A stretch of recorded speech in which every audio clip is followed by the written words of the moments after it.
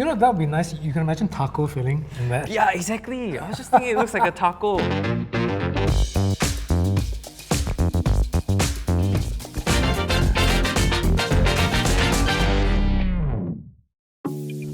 Hey guys, my name is Patty. And welcome to another episode of From Book to Cook. In today's episode, we'll be exploring the mysterious origins of a popular Peranakan dish, kwei patti. Where did this unique dish come from, and what might an American invention have to do with it? With us today to unravel this enigma is our resident kwei artisan and author, Christopher Tan. Hi, Chris. Hey, Patty.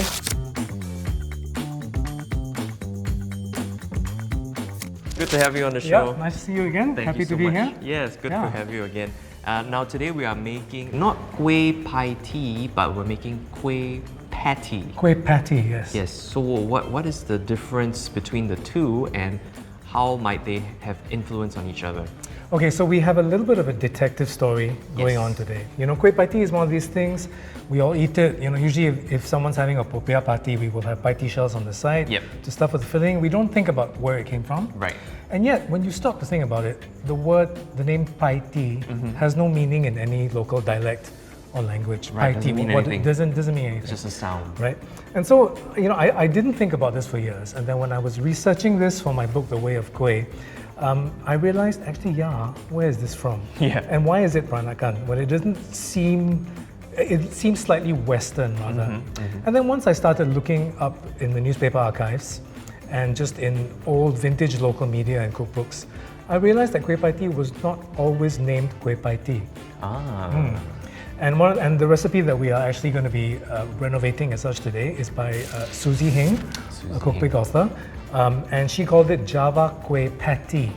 Patti. Okay. P-A-T-T-Y. P-A-T-T. I think she spelled it with an I. P-A-T-T-Y. But in fact, one of the earliest mentions, it was a newspaper article from around 1958 recommending that a useful thing to have in the kitchen is a kwei patti iron.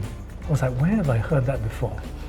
Patti irons are American kitchen tools. Right. Okay? And they are associated with Swedish American cuisine. And the method of cooking is exactly the same as kwei patti. You heat up a mold, you dip it into liquid batter and then into deep oil. Right. And then it forms a cup, I see. which fries up crispy and falls off exactly like kwei patti. But they call them patti shells. Right. Do you happen to have one of these? So let me just get a mold. Sure. So this is a modern kwei patti mold, okay, which is this is the kind you can still buy nowadays. And you can see it's made of brass, okay, and it has a wooden handle.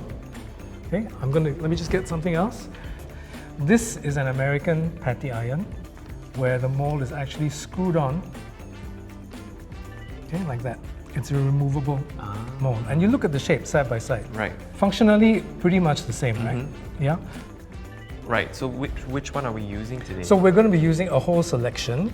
We'll get into that later. Okay. Okay. We'll probably start by mixing the batter first because that needs to sit for a while. Okay, sure. But we have multiple shapes. The reason why American patti irons were made removable like this, typically a set would come with a few different shapes, and then you just screw on whichever one you wanted to use that day. Right. So we're getting into making the shells. So can I get you to crack the egg? Okay. Crack this egg. I'm going to pour some water into a bowl. I'm going to add some salt. And if you could just use the shell to scoop out just the yolk from the egg and add it to the bowl here. Just the yolk. Plop it, technical term. Okay, and I'm just going to dissolve that. So we have actually a mix of wheat flour, rice flour and cornstarch. Okay.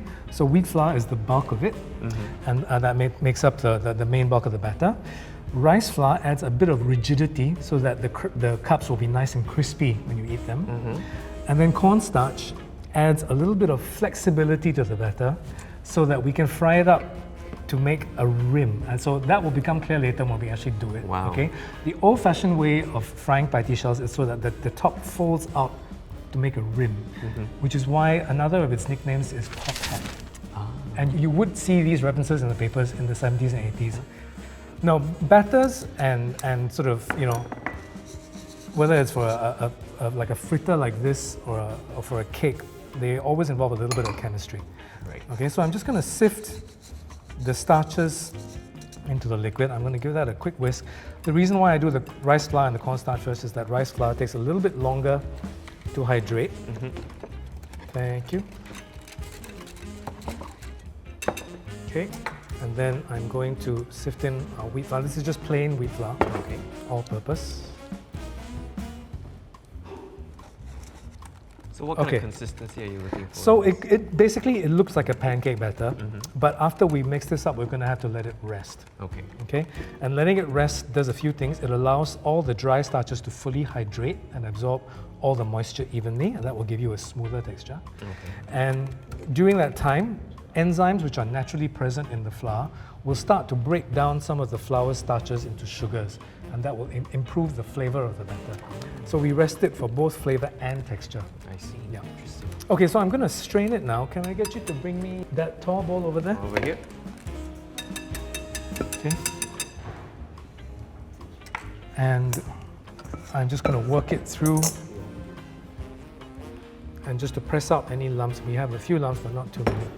So you want that smooth so that the lumps are not in the shell when you... Yeah, that's right. Okay, so that's all the lumps through, and I'm just going to give it another quick whisk just to blend it. Okay, and then we let this rest for about an hour or so. Okay.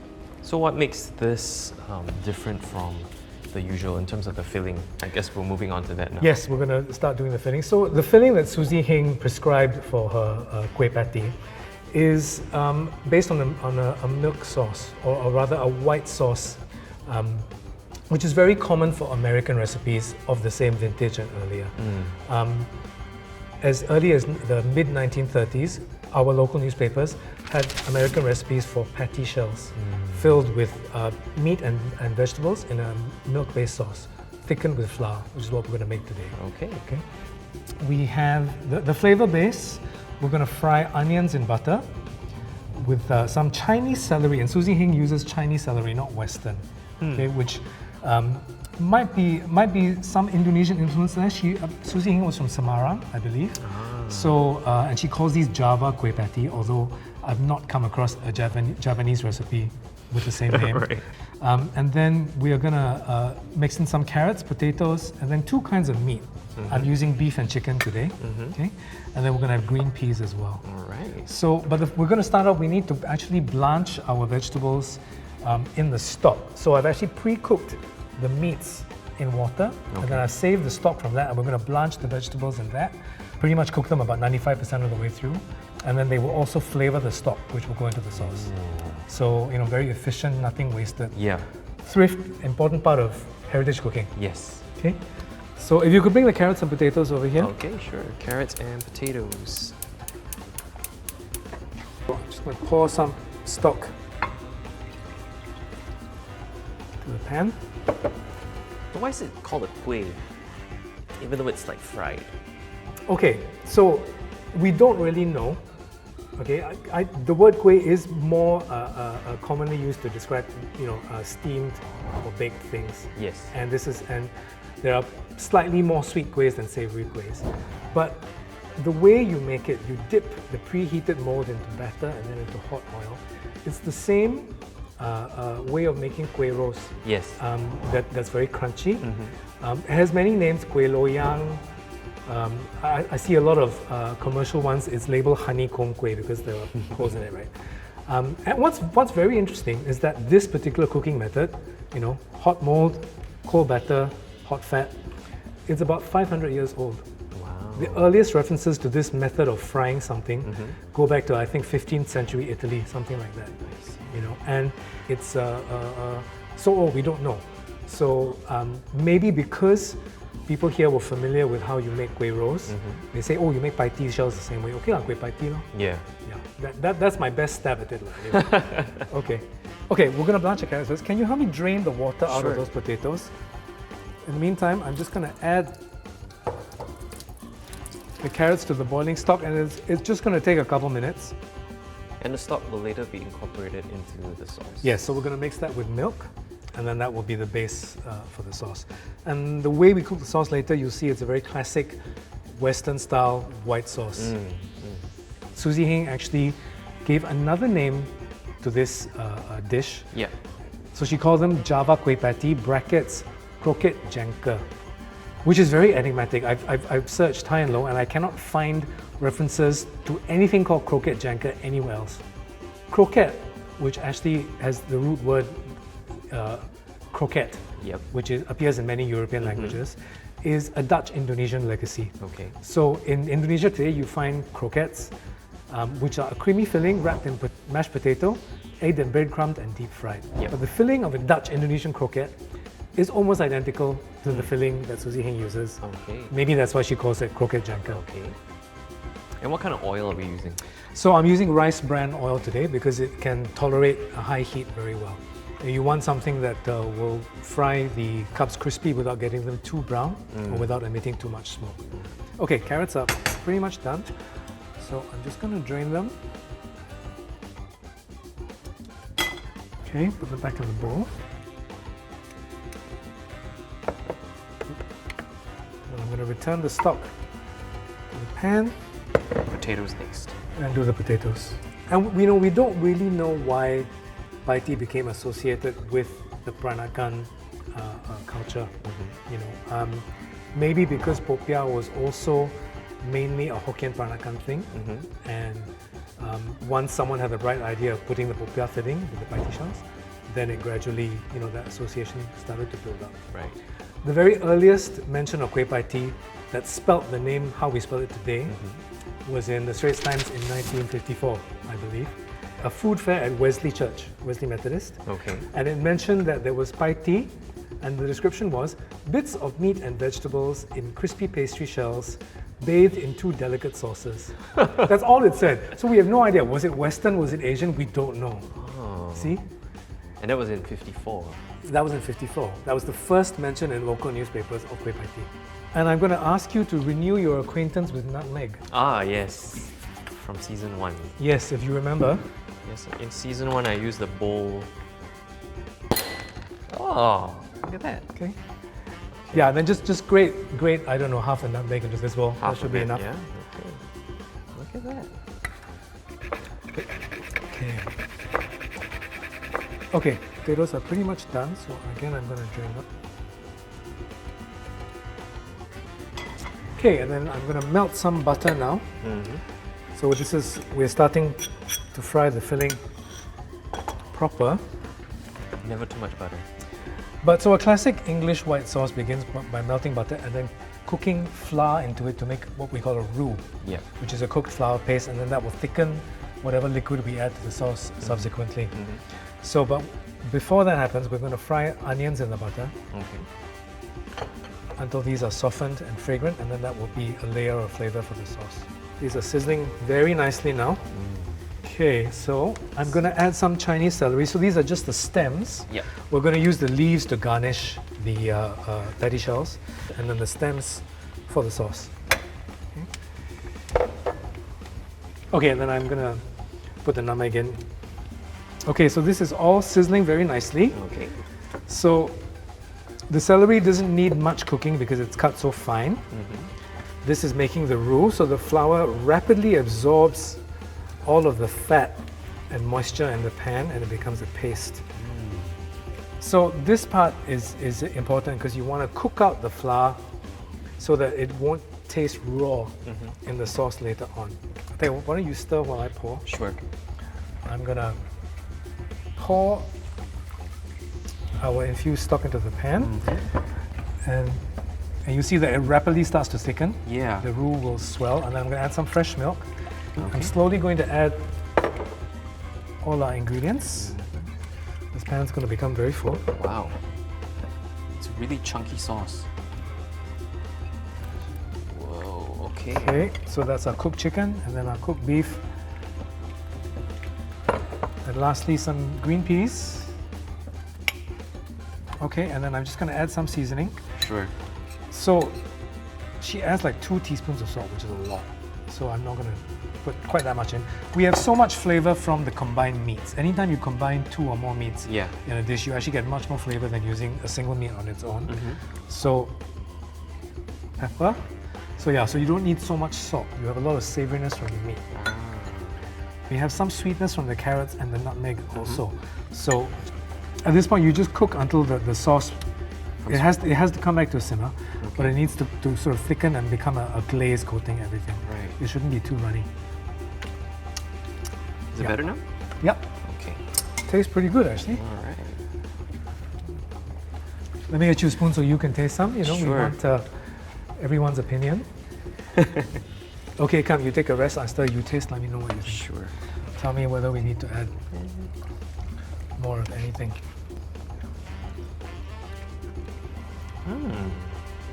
Yeah, it's pretty good. What do you reckon? Enough nutmeg? Yep, you can taste the nutmeg. Good. For it to reach its full thickening power, so I'm just going to let that boil all over because some of the ingredients were a bit cold going in. You can see it's still thickening slowly. We don't want it too runny because that will make the shell soggy. Yeah, Right, yeah. right. We can't fill the shells while this is piping hot. It needs to cool a little bit.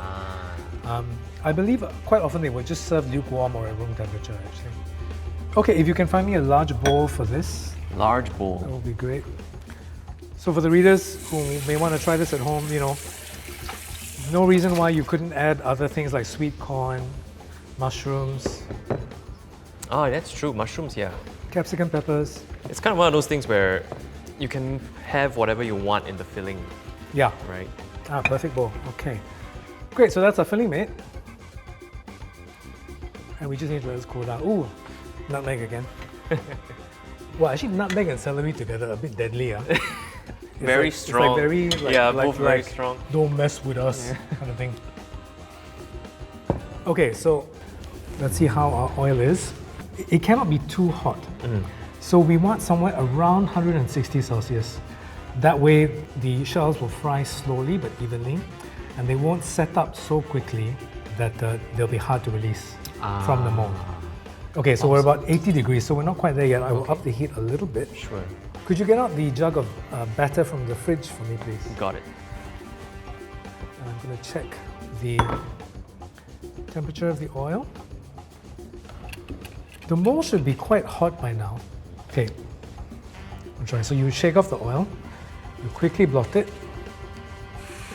Oh. Extra batter. So I'm just going to leave it there. Bubbling looks good. It should be roughly this amount of bubbling. And it will come off when it's ready to. So It will tell you when it's ready. it will tell you when it's ready.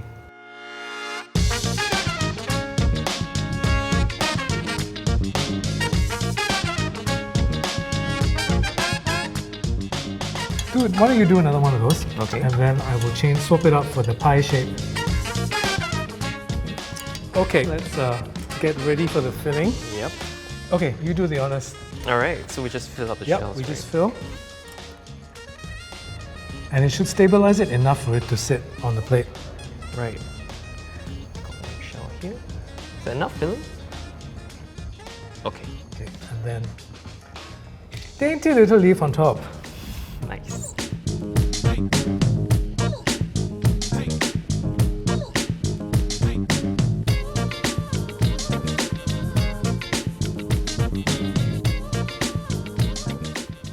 Okay, well done. High five. We did it. Yes. I can't okay. wait to try this. Yes, let's have a taste. Yes. All right. Okay, Penny, bon appetit. Yeah. Sorry, that joke, I know. You were. Go ahead. All right. Okay, I'm just gonna take a dainty one. I'm not gonna take a bite of the pie. Me too. I'm slice. gonna take a dainty one Yeah, too. okay. Nice mouthful. Chin chin. Chin chin.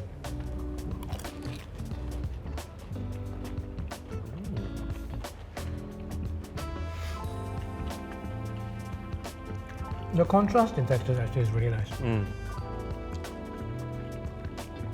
Crispy, but not like hard crispy. Yep. It's a time to soften a little bit, and then you get the creamy sauce. Nice and flaky, and then yeah, the creaminess. Nice, like balance. And you don't need a whole lot of different seasonings to make something tasty. You know, I'm finding I can taste all the individual vegetables, the carrot, the peas, Yep. as well as the meats, and of course the nutmeg. Yeah. But it's not overwhelming and it's not bland. It's all like coming through really nicely on this nicely little packaged shell for you to eat out of. Yeah. So just to recap, so this is the vintage one, and then the modern one, and then these are the American ones, where we use the fish and then the bell shape and then the pie shape. And then this I wanted to show you as well.